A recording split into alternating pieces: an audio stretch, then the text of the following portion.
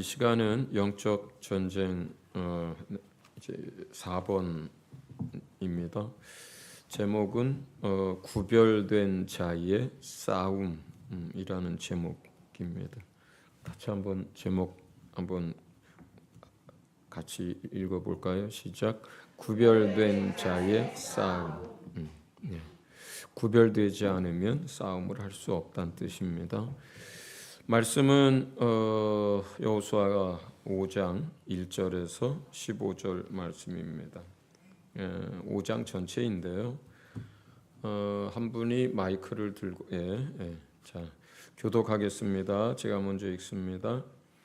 요단강 서쪽에 있는 아모리 사람의 모든 왕과 해변에 있는 가나안 사람의 모든 왕이 주님께서 이스라엘 자손 앞에서 그들이 요단강을 다 건널 때까지 그 강물을 말리셨다는 소식을 듣고 간담이 서늘했고 이스라엘 자손 앞에서 아주 용기를 잃고 말았다.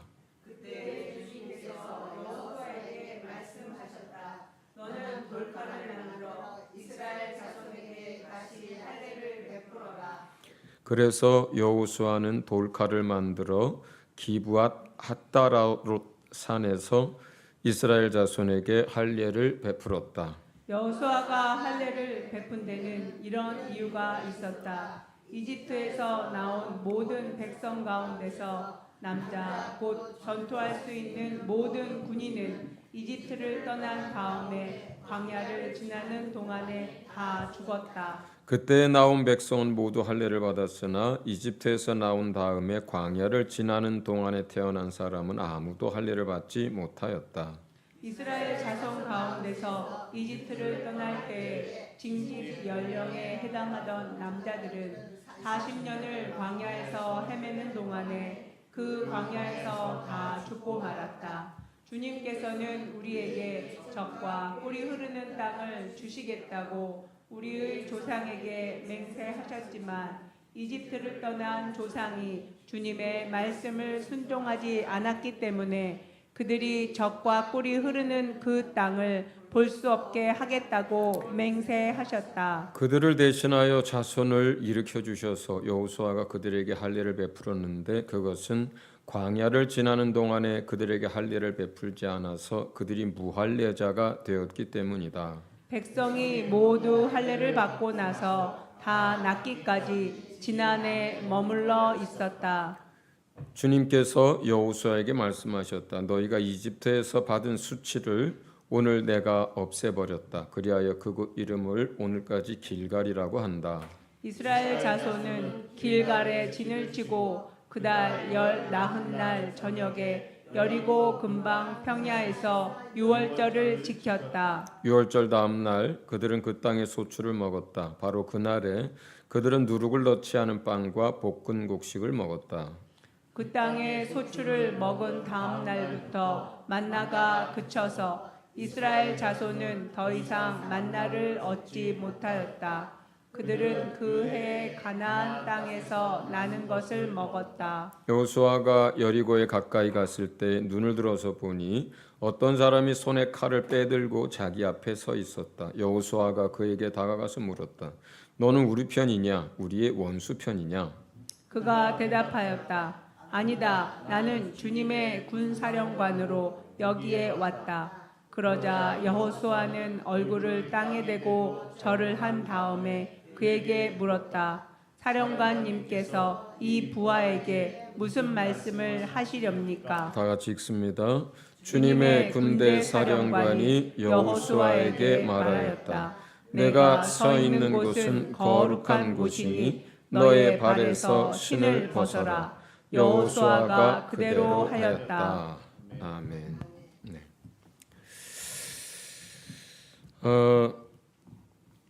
군사 전략적으로라든가 전쟁에선 있을 수 없는 일들이 길갈에서 일어났습니다.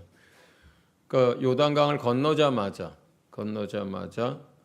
전투에 참여할 수 있는 모든 남자에게 할례를 베풉니다. 그것도 뭐 요즘 같은 의술이나 뭐 좋은 칼이 있을 때가 아니라 돌로 뾰족하게 만든 돌칼을 가지고 남자들 할례를 했습니다. 그리고 요즘 같은 뭐 항생제나 진통제가 있는 것도 아니고, 그러니까 다 나을 때까지 전쟁에 나갈 수 있는 전투력을 가진 사람들은 움직일 수가 없는 상태가 된 거예요. 근데 바로 코앞이 여리고성입니다. 예. 그러니까 요단강을 건너갔어요. 이제 가나안 땅으로 들어간 겁니다. 이제 전쟁이 시작된 거예요, 이제. 그런데 전쟁을 하기에 앞서서 그 가나안 땅에 들어가자마자 제일 먼저 한 게 할례였어요. 다시 말해서 전쟁에 나가서 싸울 수 있는 사람들이 여러 날 동안 움직일 수도 없는 상처를 입고 진중에 있어야만 하는 그런 상태가 된 거예요. 세상 전쟁 같으면 있을 수 없는 얘기죠. 전쟁이 시작됐는데, 적진에 들어갔는데 사람들 움직일 수 없도록 여러 날을 그렇게 몸에 칼을 대서 그렇게 주저앉히는 건 있을 수가 없는 일입니다. 그런데 하나님은 그 가나안 땅에 들어가자마자 첫 번째 길가에서 한 일이 할례였습니다. 자, 우리 할례라고 하는 것이 어떤 의미가 있는지 우리가 잘 알아요. 기본적으로 하나님께 속했다는 뜻이고 구별된 자라는 뜻이에요. 그러니까 첫 번째 영적 싸움에서 우리가 알아야 할 것은 구별된 자의 싸움이라는 거예요. 영적 싸움이라고 하는 것은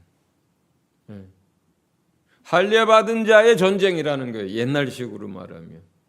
오늘날식으로 말하면 마음과 생각에 영적인 면에서 할례가 새롭게 되어지는, 거듭나는 이러한 일들이 성령으로 말미암아 되어진 사람들에 의해서 영적 싸움이 치러진다는 것을 의미해요. 그러니까 첫 번째는 구별되지 않은 사람들은 이 영적 싸움을 할 수가 없어요. 그 구별된다라고 할 때는 첫 번째는 세상으로부터 구별되는 거예요. 그러니까 세상 사람들이 가는 길, 세상 사람들이 추구하는 것, 세상 사람들이 구하는 것. 세상 사람들은 뭘 구합니까? 무엇을 먹을까? 무엇을 입을까? 무엇을 마실까? 염려와 근심 가운데서 날마다 그것을 구합니다. 육체가 원하는 걸 구해요. 옛사람이 이 원하는 것들을 구합니다. 그러니까 우리가 내가 구별된 사람이냐 아니냐, 이거는 내가 성령 받았느냐 거듭났느냐로 지금 그렇게 구별할 수가 없어요. 내가 거듭난 크리스찬이어도, 내가 성령을 내 육체 안에 영혼에 받았어도 내가 여전히 세상 사람들처럼 살아간다면 영적으로는 구별된 거지만 신앙적으로 실상은 구별되지 않은 채 있는 거예요. 이 사람이 삶으로는. 육체에 속한 것이 뭐예요? 육체가 원하는 것들이에요. 육체 정욕과 안목의 정욕과 세상의 이생의 자랑과 이런 걸 계속 추구하는 삶을 산다면 이 사람은 육체에 속한 거예요. 영에 속한 게 아니에요. 그리고 옛사람으로부터 벗어나지 않고 벗어버리지 않고 여전히 옛날 그 습관 그대로 계속해서 날마다 시간을 쓰고 거기다 물질을 쓰고 해오던 대로 계속해서 살아간다면 이건 새 사람에 속한 게 아니라 옛 사람에게 속한 거예요. 그러니까 세상에 속한 자, 육체에 속한 자, 그리고 옛 사람에 속한 자는 구별되지 않은 거예요. 이런 사람들은요 싸울 수가 없어요. 오히려 이런 사람들은요 영적 전쟁을 할 수 없을 뿐만 아니라 때때로 마귀가 하는 짓을 합니다. 사람들이 듣기 싫어하죠. 마귀 짓을 한다 그래요. 교회 안에서 예수 믿는 사람들이. 이간질하는 거, 시험 들게 하는 거, 염소처럼 들이받는 거, 다투게 하는 거, 쓴뿌리가 되어서 다른 사람들을 괴롭게 하는 거. 그러니까 쓴뿌리 같은 경우는 우리가 히브리서 12장 15절 같으면은 이것을 굉장히 경계하면서 이야기합니다. 한번 읽고 넘어가죠. 같이 읽습니다. 시작. 하나님의 은혜에서 떨어져 나가는 사람이 아무도 없도록 주의하십시오. 또 쓴뿌리가 돋아나서 괴롭게 하고 그것으로 많은 사람이 더러워지는 일이 없도록 주의하십시오. 이게 지금 어디 안에서 주의하라는 게 교회 안에서 얘기해요. 이게 성도들 가운데 은혜 안에 살다가 거기서 떨어져 나가는 사람이 없게 하십시오. 그 은혜 안에 살다가 거기서 떨어지고 은혜로 살지 않게 되면 이 사람들은 마귀가 하는 그 일들을 그 사람을 통해서 자기가 알든 모르든 간에 그 일을 하게 되고 쓴뿌리가 나고 또 다른 사람들을 들이받는 일들을 계속합니다. 이런 사람들은 영적 싸움터에 나가서 그들과 싸워서 이기고 승리하고 나라를 확장하는 게 아니라 그 일을 방해하는 사람들이 되어버려요. 구별되지 않은 채 그리스도 안에 있으면, 구별되지 않은 채 교회 안에 있으면. 그러면 어떤 사람이 구별된 거냐? 말씀과 성령으로 거룩해 된 사람들이 구별된 사람들이에요. 자, 말씀 몇 군데 읽어봅니다. 자, 첫째는 이제 말씀으로 마음과 생각이 새로워지는 사람들이 구별됐다라고 하는데 로마서 12장 2절 같이 읽습니다. 시작. 여러분은 이 시대의 풍조를 본받지 말고 마음을 새롭게 함으로 변화를 받아서 하나님의 선하시고 기뻐하시고 완전하신 뜻이 무엇인지를 분별하도록 하십시오. 자, 아까 구별되지 않은 사람들이 어떤 사람인 것을 얘기했습니다. 이 본문에서는 어떤 사람이 구별되지 않은 거예요? 이 시대의 풍조를 따라 사는 게 구별되지 않은 사람이에요. 그러면 어떤 사람들이 구별된 거냐? 마음을 새롭게 함으로 변화를 받아서 주님의 뜻이 무엇인지를 알고 살아가는 사람들입니다. 첫 번째. 두 번째, 에베소서 4장 읽어봅니다. 에베소 4장 시작. 마음의 영을 새롭게 하여. 이게 23절이 이렇게 짧아요. 뒤에가 빠질 것 같은데. 자, 어쨌든 여기서 뭐냐면 마음을 새롭게 한다는 거예요. 마음을 새롭게 한다는 거예요. 골로새서 3장 읽어보겠습니다. 10절 시작. 새 사람을 입으십시오. 이 새 사람은 자기를 창조하신 분의 형상을 따라 끊임없이 새로워져서 참 지식에 이르게 됩니다. 자, 새 사람을 입지 않고 사는 사람은 구별되지 않은 사람인데 그 사람은 뭘 입고 살아요? 옛 사람을 입고 살아요. 그걸 벗어버리고 새 사람을 입으라 그래요. 어디까지? 지식에 이르기까지. 그러니까 우리가 지금 세 본문 말씀을 읽었는데 마음이 새롭게 되고 영이 새롭게 되고 그리고 지식에까지 새로워지는 것을 얘기합니다. 그리고 세상 풍조를 쫓지 않고 옛사람을 벗어버린 사람을 말해요. 그러니까 이런 사람들에 의해서 영적 전쟁이 이제 치러지는 거거든요. 이런 사람들이 우리가 보통 이제 성령을 따라 사는 사람 이렇게 얘기를 합니다. 자, 그러면 이제 다섯 번째 이야기는 어떤 거냐면 우리가 5장 1절을 읽어보면 이쪽에서는 이스라엘 군대는 할례를 받아서 움직일 수도 없는 상태가 되는데요. 그런데 영적인 실상은 어떠냐? 1절을 같이 읽어봅니다. 다시 1절 시작. 요단강 서쪽에 있는 아모리 사람의 모든 왕과 해변에 있는 가나안 사람의 모든 왕이 주님께서 이스라엘 자손 앞에서 그들이 요단강을 다 건널 때까지 그 강물을 말리셨다는 소식을 듣고 간담이 서늘했고 이스라엘 자손 앞에서 아주 용기를 잃고 말았다. 실제로 영적으로 구별된 하나님의 군대가 싸움터에 진입을 하면 그 지역의 영들과 그 지역에서 역사하는 세상의 것들과 악한 무리 영은 막 싸울 마음가짐을 굳게 하고 그리고 막 전투력을 의지가 굳건해지고 싸우려고 하는 막 그런 마음이 강해지고 용기 100배에서 막 그래 우리 한번 붙어보자 이런 상태가 아닌 거예요. 사실은.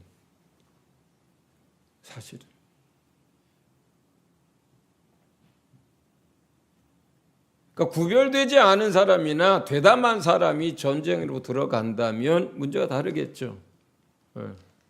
아유 내가 너를 알아. 네가 무슨 싸움을 해 하겠죠. 그러나 구별된 하나님의 군대가 영적 싸움을 시작하고 그 싸움터에 들어가면 예를 들어서 서진교회에 있는 훌륭한 한 가정이 어느 나라의 선교사로 파송이 됐는데 이 사람이 구별된 그리고 준비된 하나님의 군대로 그 땅에 들어서는 순간에 상대방들이 용기 100배하고 그리고 싸울 전의가 충만해져서 막 맞닥뜨리는 이런 상황이 아니라는 거예요. 사실은 영적으로는. 오히려 그들은 전의를 잃고 두려워 떨고 그런 상태라는 거예요. 물론 싸우긴 싸워요. 가나안 백성들이 맞서서 싸우잖아요.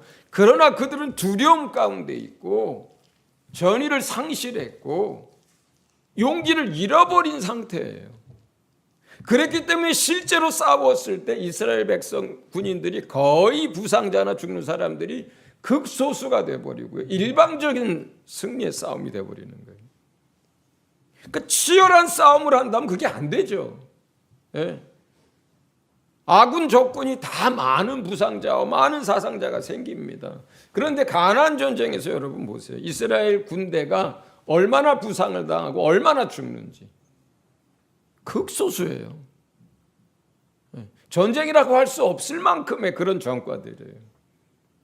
그러니까 상대방은 이미 전의를 상실하고 두려워하고 싸울 용기를 잃어버린 상태예요.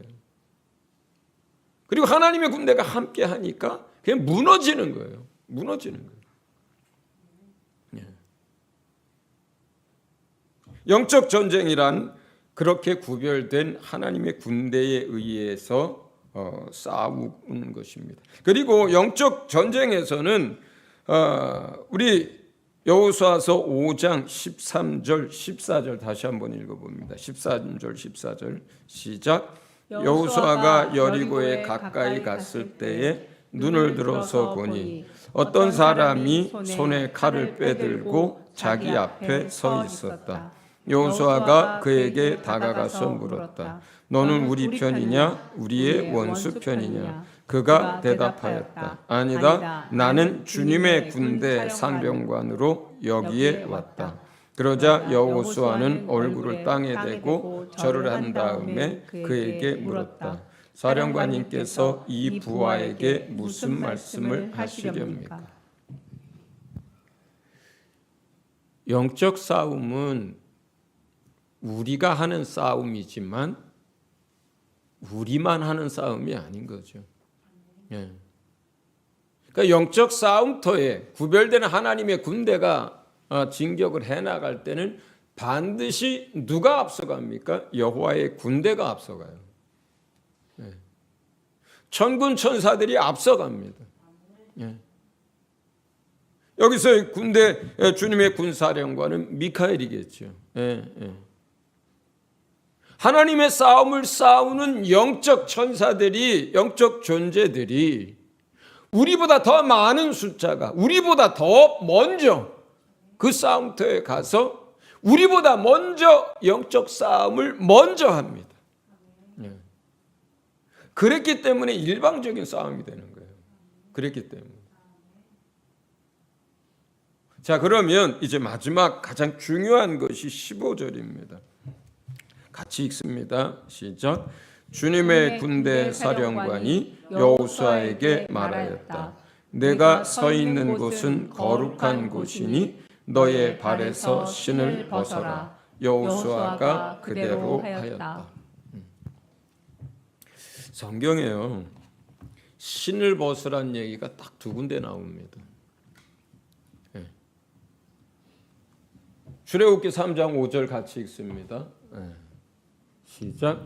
하나님이 말씀하셨다. 이리로 가까이 오지 말아라. 내가 있는 곳은 거룩한 땅이니 너는 신을 벗어라. 그리고 지금 읽은 여호수아서 5장 마지막 절에 이 이야기가 나와요. 내가 서 있는 땅, 내가 서 있는 곳은 거룩한 곳이다. 그렇기 때문에 너는 신을 벗어라 이렇게 얘기해요. 오늘날 우리에게서 성령 세례 받은 우리에게서 가장 중요한 메시지가 이 본문에서 저는 이 구절이라고 생각합니다. 신을 벗는다는 것은 어떤 걸까요? 신을 벗는다는 것. 일반적으로 두 가지 의미를 갖습니다. YM의 창시자였던 로렌 커닝햄 같은 경우는 이 신을 벗는다는 의미가 자기가 영적인 경험과 말씀을 토대로 했을 때 모든 주권을 내려놓고 종의 자리에 선다는 것을 의미한다 이렇게 얘기합니다. 또 많은 사람들은 이것은 고대 근동의 풍습을 떠올리면서 상대방에 대한 무한 존경과 경배를 하려고 할 때의 풍습이다 이렇게 얘기를 합니다. 그냥 둘 중에 하나만이 아니라 저는 둘 다 취하고 싶은데 특별히 종의 자리에 서는 것을 저는 강조하고 싶어요. 거룩한 곳은 어딜까요? 그러면 하나님의 임재가 있는 곳을 말해요. 떨기나무에 불꽃이 일어났던 그 자리 또는 지금 길갈의 그 자리가 아니라 하나님의 임재가 있는 곳을 말해요. 하나님의 임재가 있는 곳이 거룩한 곳이고 거룩한 땅이거든요. 그리고 그곳에서는 우리는 하나님의 창조주 되심과 하나님의 주권과 그가 만물의 주제인 것을 인정해야 하고 우리가 피조물로서 그분의 종으로서 우리의 본분을 이해하고 그리고 우리가 주인 되었던 자리에서 신을 벗고 내려와야 하는 거예요. 그게 신을 벗으란 뜻이에요. 그러면 지금은 그 자리가 어딜까요? 주님의 임재가 있는 곳이 어디예요? 지금 여러분 마음속에요. 성령의 임재가 있는 곳, 그 보좌가 있는 곳이 지금 어디예요? 우리 영혼이에요. 그러면 우리가 성령 받기를 구할 때 기본적으로 가르쳐야 되고 또 구하는 사람이 알아야 될 게 뭡니까? 성령을 주세요. 성령을 주세요. 약속하신 성령이 내 안에 부어지도록 주님 이 시간 역사해 주세요 할 때 그 말은 뭐예요? 이제 내가 내 삶의 주인이 아니라 하나님이 내 영혼에 들어오셔서 보좌에 앉으십시오. 이제 나의 삶의 주인이 되십시오. 나의 모든 것을 다스려 주십시오. 내가 내 신을 벗고 그 성령의 인도함을 받고 무릎 꿇고 내가 당신의 종으로 살겠습니다. 그 뜻인 거예요, 사실은. 그거거든요. 고린도전서에서 뭐라 그래요? 너희 몸이, 너희 마음이 거룩한 뭐라 그래요? 전이라 그래요. 거룩한 성전이라 그래요. 성전이 뭐예요? 하나님이 계신 곳을 성전이라고 하는 거예요. 하나님의 집이라 그래요. 근데 그게 어디라는 거예요, 지금 우리에게는? 마음이라는 거예요. 그래서 그 마음이 새로워져야 하고 그 중심이 하나님께 드려져야 한다는 거예요. 계속해서. 그러면 우리 안에 보혜사 성령이 임했다는 것은 그리고 내가 그것을 믿는다 그리고 성령 충만함을 구한다는 건 뭐예요? 그 소리는 내 신을 벗는다는 뜻이에요. 자, 우리가 성령 충만해야 되면서 가르칩니다. 뭐라고 가르칩니까? 뭔가 무아지경으로 들어가는 걸 충만이라 그래요? 아니면 뭔가 이상한 느낌을 충만이라 그래요? 아니면 벙벙 뜨는 거를 충만이라 그래요? 뭘 충만이라 그래요? 여러분, 성령 충만한 상태라고 하는 것을 뭘로 설명합니까? 성령이 내 안에 오셔서 내 모든 것을 다스리시는 상태를 말하는 거잖아요. 그렇지 않습니까? 그것이 은혜가 됐든 감동이 됐든 뭐가 됐든 간에 그런 상태가 되면 뭐가 되는 거예요? 그분이 왕이 되고 그분이 나를 주관하고 나를 다스리는 상태, 그 상태가. 그래서 다니엘, 에스겔 다 얘기한 것들이 뭐래요? 물이 발목에서 무릎에서 허리에서 가슴까지 차가지고 뭐예요? 내가 헤엄쳐가는 게 아니라 물에 내 몸을 다 맡긴 상태를 말해요. 그래서 물이 나를 끌어가는 걸 말해요. 우리가 수영 잘하시는 분들 알잖아요. 자기가 뜨려고 발버둥 치면 계속 가라앉습니다. 그 물에 모든 걸 맡겨야 뜨는 거잖아요. 성령이 충만함을 받았다는 것은 결국은 우리 안에 와 계신 그 성령님이 나의 모든 것을 다스리고 주관하고 보좌에 앉으셔서 나를 사용하신다는 거예요. 하나님의 일에. 그렇죠?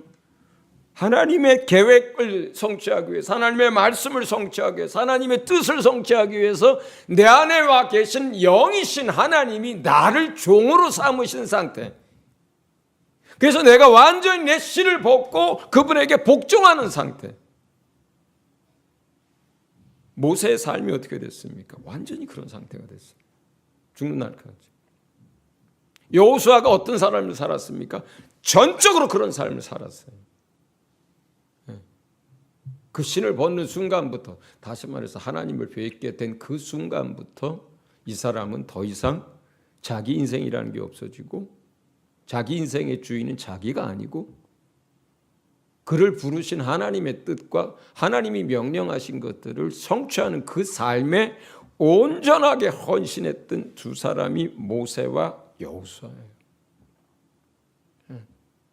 오직 주의 길로 행했던 것, 오직 주의 명령에 순종하면서 주께서 행하신 것, 출애굽, 가나안 전쟁, 그 두 가지 사명을 마지막까지 철저하게 다 감당했던 사람들이. 언제부터? 그들이 여호와 앞에서 그 임재를 경험하고 그 신을 벗고 하나님 앞에 종의 자리에 서는 그 시간부터. 모세가 떨기나무가에서 주님을 만난 그 시간부터, 여호수아가 길갈에서 주님을 만난 그 시간부터, 물론 거기서 만난 주님은 여호와의 사자예요.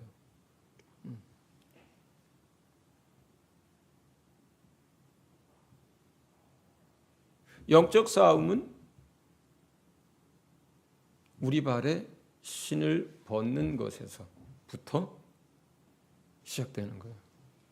그리고 그 사람에게는 뭐가 주어져요? 사명이라는 게 주어집니다.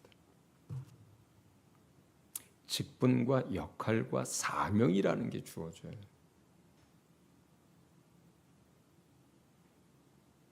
그리고 그 사람의 남은 삶은 그것을 성취하는 삶이에요.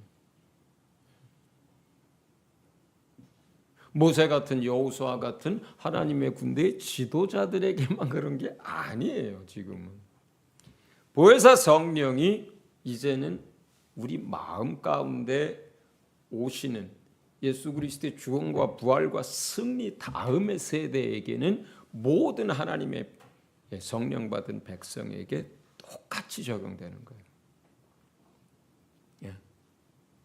사람들이 지나친 담임 목사의 어떤 권위나 아니면 교회 지도자들의 무엇 때문에 만인제사상 이렇게 얘기할 때 그 사람들은 동시에 똑같은 고백을 해야 돼요. 나는 하나님의 종이다.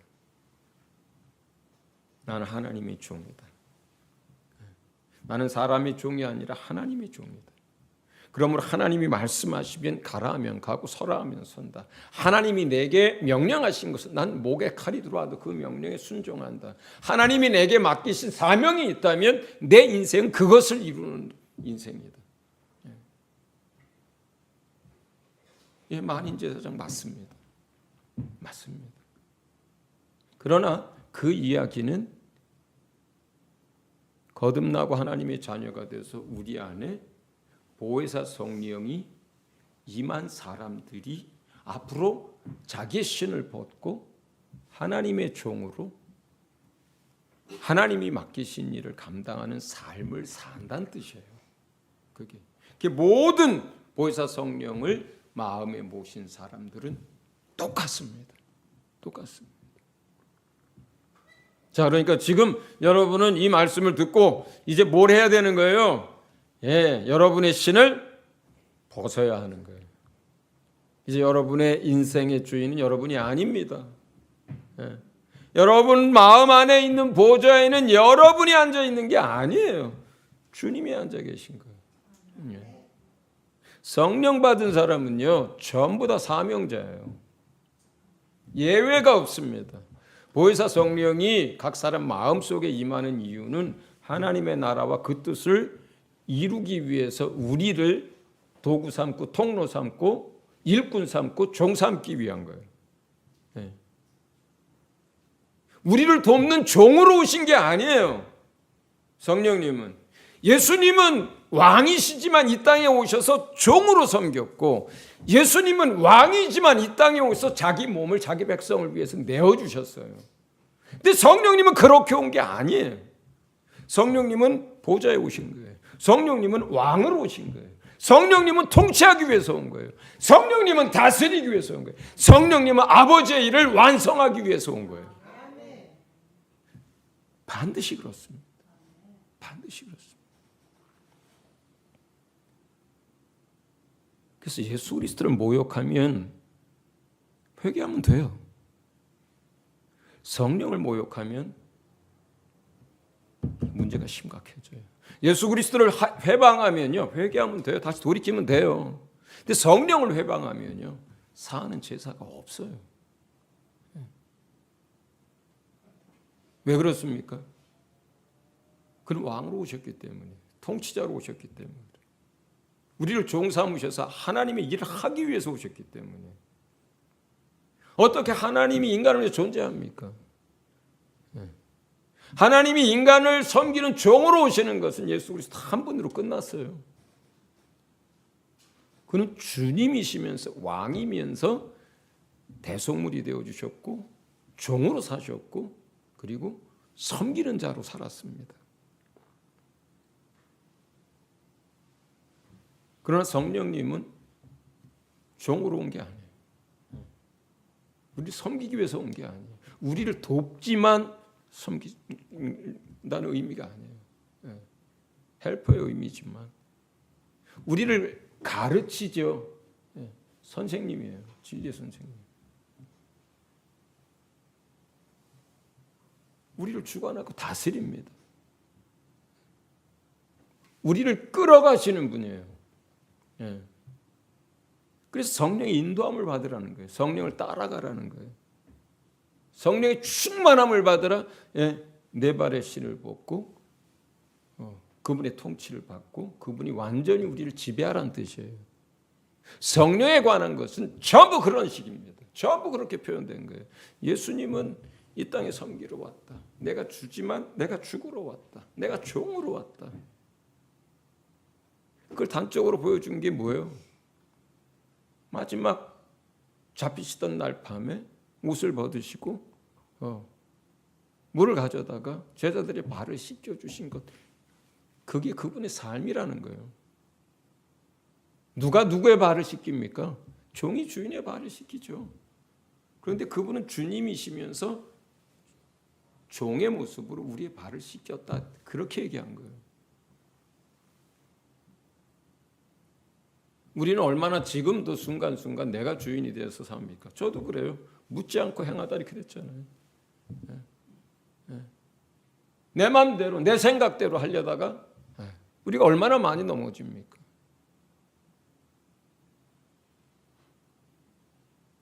마치 왕이 없는 것처럼, 왕이 계신데 왕이 없는 것처럼 제 뜻대로 살다가 넘어지고 깨지는 거예요.